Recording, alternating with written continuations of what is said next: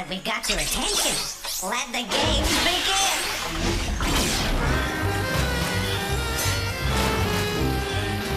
Game cartridges assembling. Greetings. Game loading. Mind your fingers.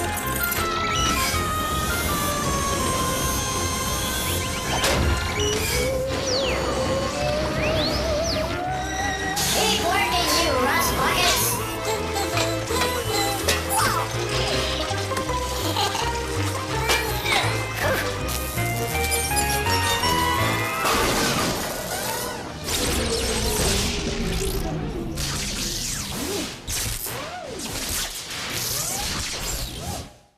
Uh-oh. Ah, that's just great. Megabytes, terabytes, downbytes, gigabytes.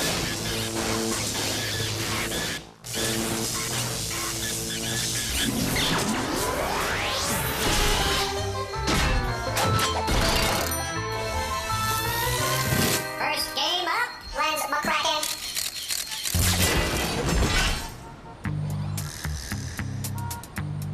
Hello, I'm Lens McCracken, ace photo sleuth.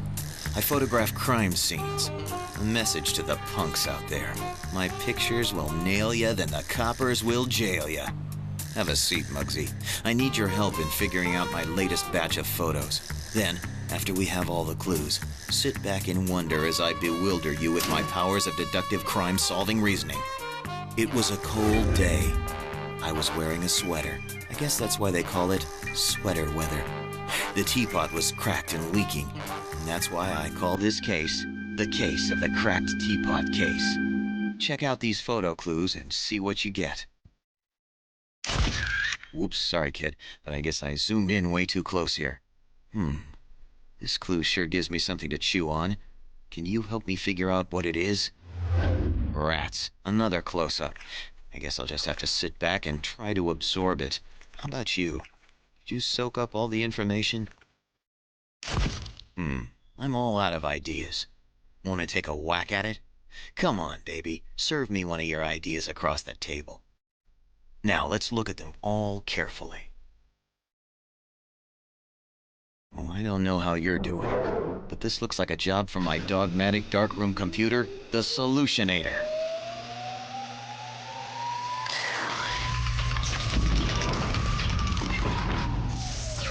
So here's the first tasty close-up. Did you figure it out? It's red licorice. Good work, sugar. What's the next photo? If we get this one, we're well on our way to mopping up the case. A sponge. Okay. This last picture isn't even giving me a sporting chance of getting it. It's a ping pong paddle. Now it's time to really score and wrap up the case. The famous circus tumbling act, the Great Spazoids, were working their day job as house cleaners. They were scrubbing the kitchen of Old Lady Hill's mansion when they spied some red licorice hidden on the top shelf of the pantry. They climbed up on top of each other's shoulders, but still couldn't reach it.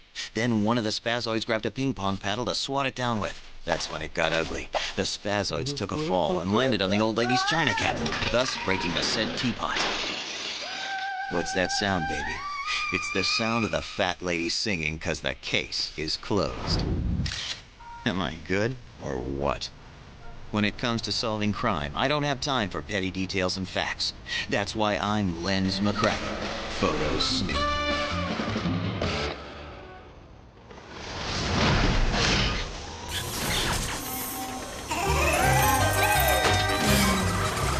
Next game coming up.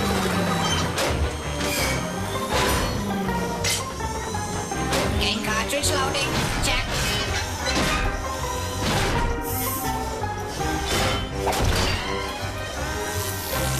Distraction news on the air in 3, 2, 1.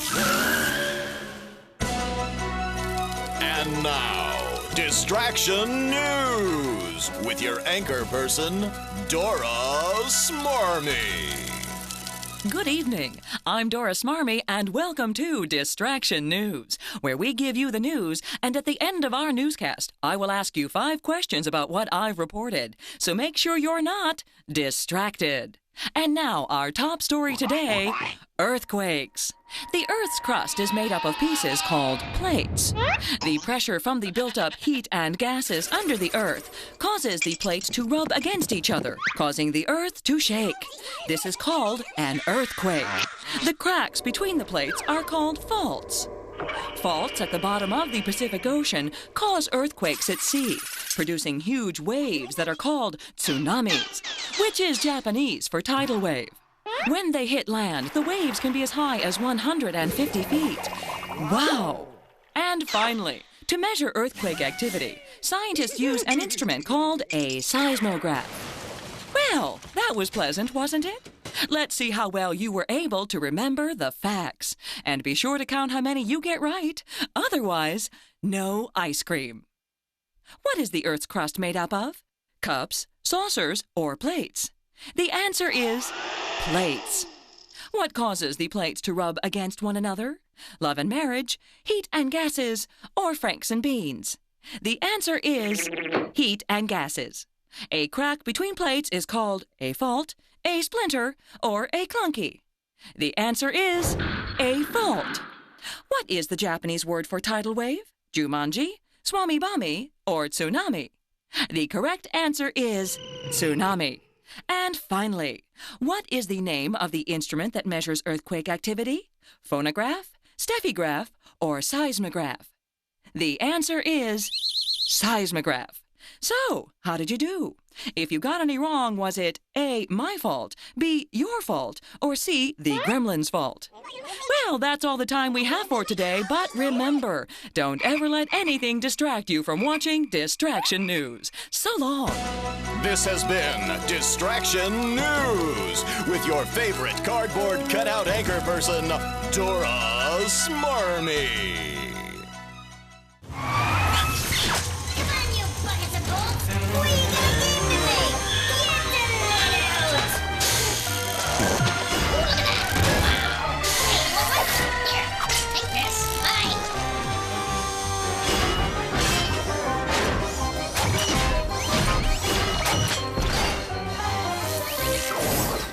Skip pad! Skip pad!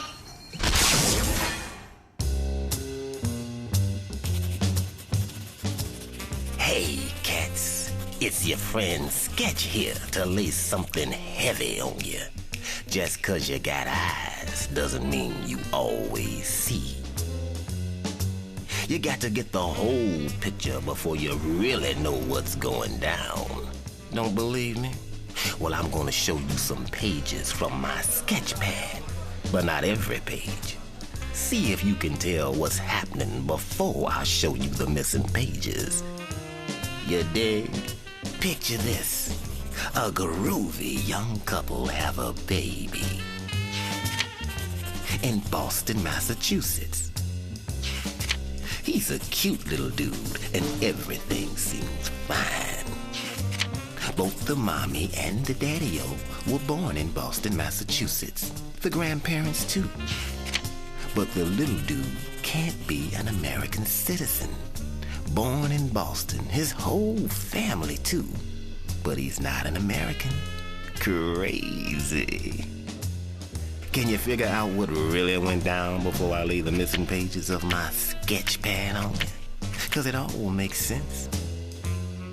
You might think we're talking about a different Boston, Massachusetts, but that's not it. Or you might think that the family just happens to be on vacation in the United States when the baby is born, but that's not it. So you gotta ask yourself, when can you be born in Boston, Massachusetts and not be an American when your parents were also born there? How about in 1720, when Massachusetts was still a British colony? There was no such thing as the United States back then, so you couldn't be an American citizen. You dig? So like I've been telling you, when you really use your eyes, you're gonna draw the right conclusions.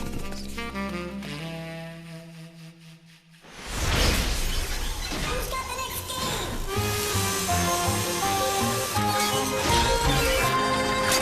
Next game coming up. Greetings,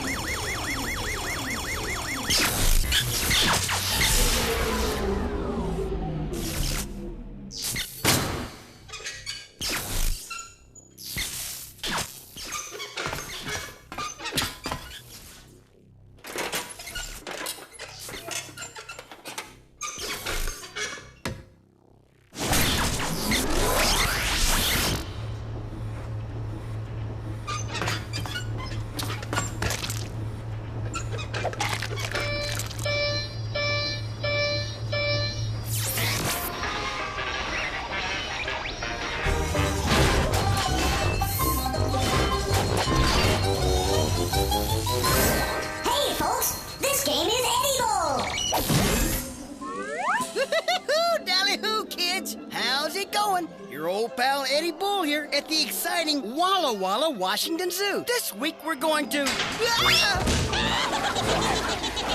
Eddie Bull, he's edible. He really is incredible. He's simply the best of the bunch. There's simply no disguising that he's so appetizing that we want him for our lunch.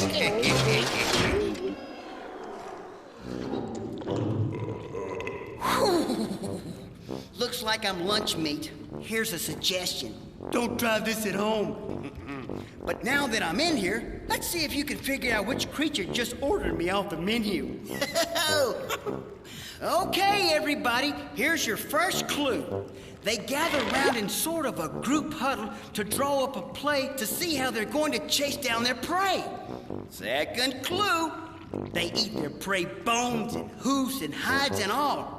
That's because they can digest anything, and their jaws are strong enough to crush the largest bones. Ow! You might be surprised to find out that they're not members of the dog family, no matter what they look like. Okay, here's the last clue. It's no laughing matter to get chased by a pack of these guys. That's because it's the hyena. The hyena. The hyena. Which means they work together when they attack, have really strong jaws and teeth, look like dogs, and make laughing sounds when they howl. That's a hyena. Uh-oh. Looks like I'm out of here. But before I go, remember, please don't feed the animals. Eddie Bull, he's edible. He really is incredible. And we want him for our lunch.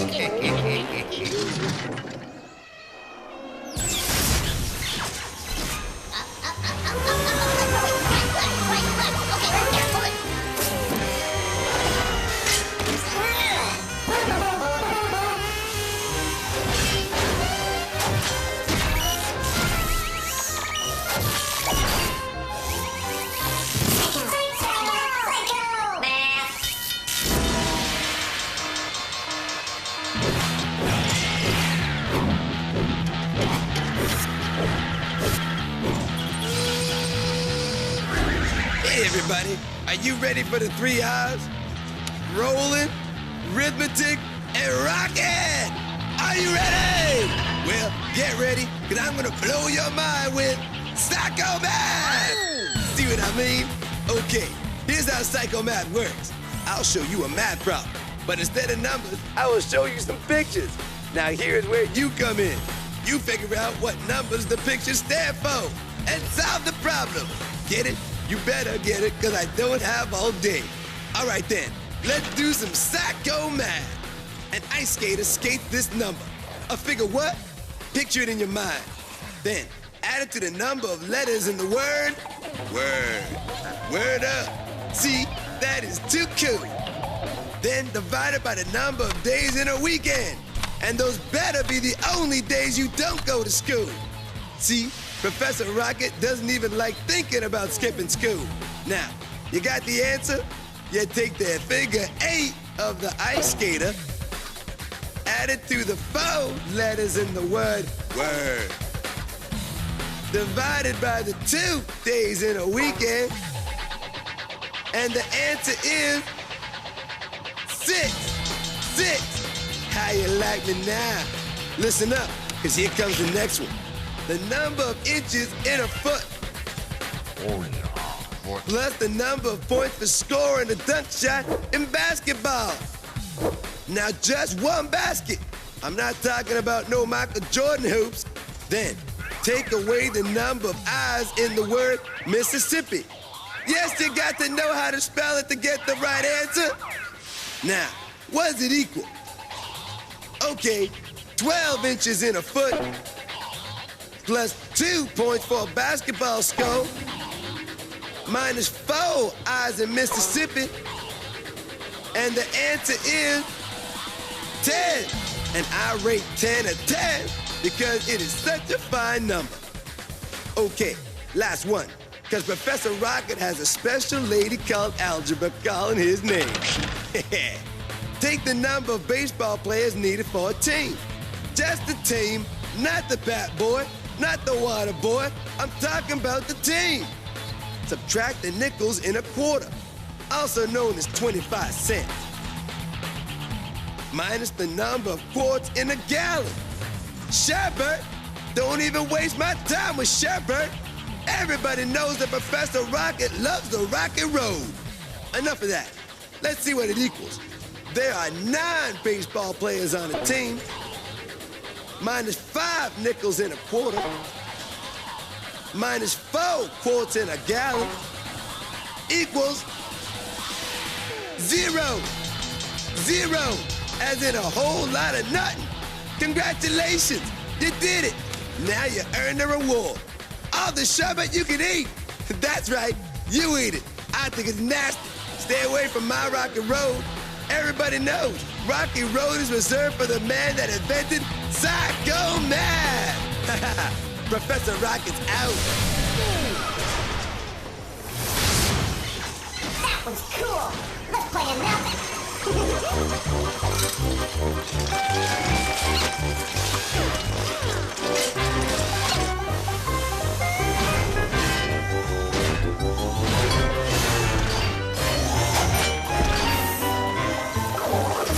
Next game up, Riddle Snake.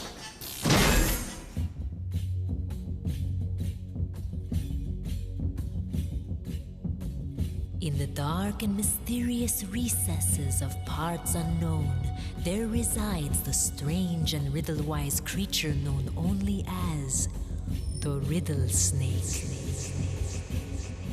His music is enchanting, and his riddles are perplexing.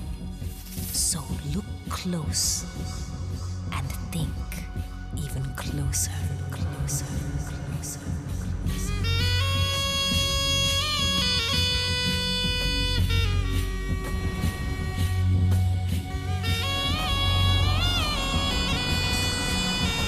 The riddle is, what lies on its back 100 feet in the air? What lies on its back 100 feet in the air?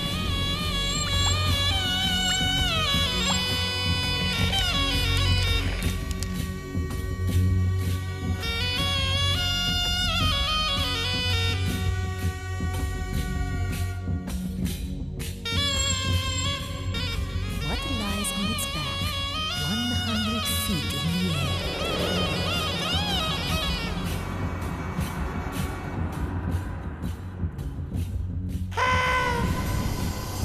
And the answer is a dead centipede. And to all you concerned insect lovers, no centipedes were injured in the making of this riddle. He's actually just resting. Bon voyage.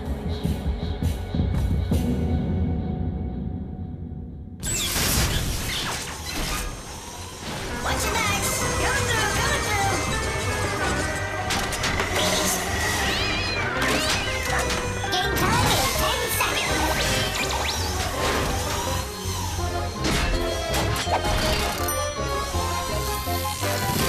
10, 9, 8, 7, 6, 5, 4, 3, 2, 1. It's time to play 10 seconds, where you've got to read between the lines and think up the answers before time runs out. So now you know how to play. You're on your own. You got 10 seconds.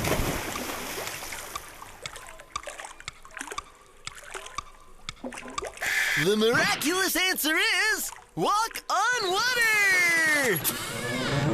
Next one.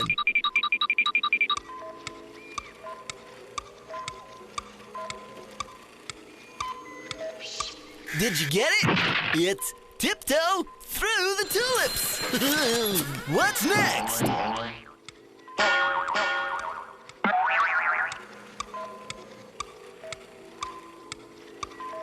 Did you get it? Holy cow! It's a triple play! You got 10 more seconds to get the next one.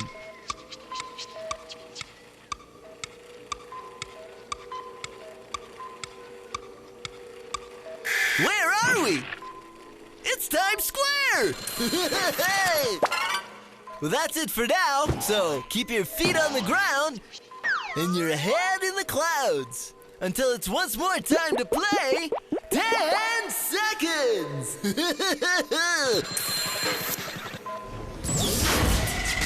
It's time for Crashbox Rewind, where we flash back through the show and remind you how smart you really are.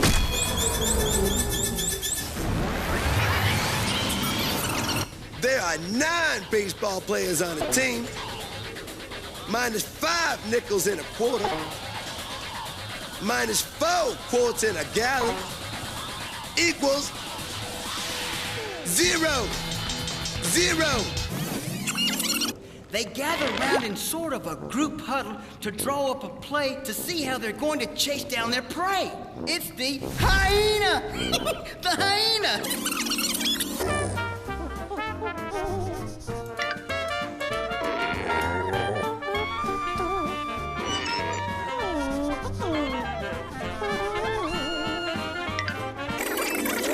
When can you be born in Boston, Massachusetts, and not be an American when your parents were also born there? How about in 1720, when Massachusetts was still a British colony? The Earth's crust is made up of pieces called plates. The pressure from the built-up heat and gases under the Earth causes the plates to rub against each other, causing the Earth to shake. Well, that's it for now. See you next time.